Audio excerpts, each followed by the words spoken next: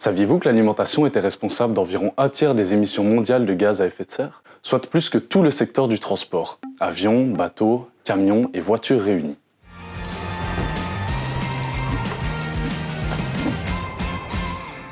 Bonjour à tous, je m'appelle Lucas, j'ai 16 ans et je suis originaire de la ville de Verviers. Et comme vous tous, je suis préoccupé par l'avenir de notre génération.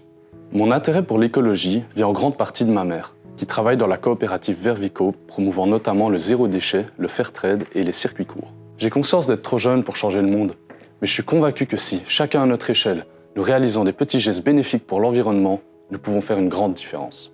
Dans la mesure où l'alimentation représente une part importante de nos émissions, et étant donné l'urgence de limiter le réchauffement climatique, que pouvons-nous faire pour que notre alimentation soit plus respectueuse du climat ?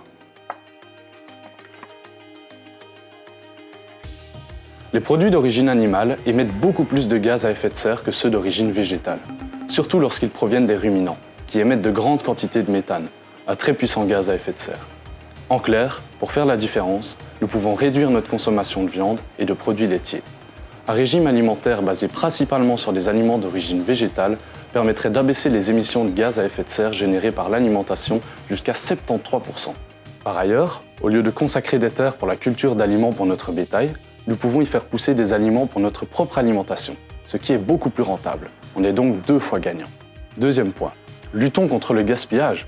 En effet, un tiers de la nourriture qui est produite dans le monde est perdue. En Belgique, cela représente 345 kg par habitant et par an. Or, lorsqu'on gaspille la nourriture, on gaspille également l'eau, la terre, les engrais et l'énergie qui ont servi à la produire, la conditionner et la transporter. Dernière chose, faisons attention à l'origine des produits que nous consommons. Lorsque le choix est possible, préférons les produits locaux qui nécessitent moins de transport et les produits de saison qui ne sont pas cultivés dans des serres chauffées très énergivores ou apportés des continents lointains. Privilégions également les produits issus de l'agriculture biologique. Comme ils ne permettent pas l'utilisation de pesticides et d'herbicides de synthèse, ils sont meilleurs pour l'environnement et pour votre santé. Et vous, êtes-vous prêt à mettre les 2 pieds dans le plat pour un meilleur climat ?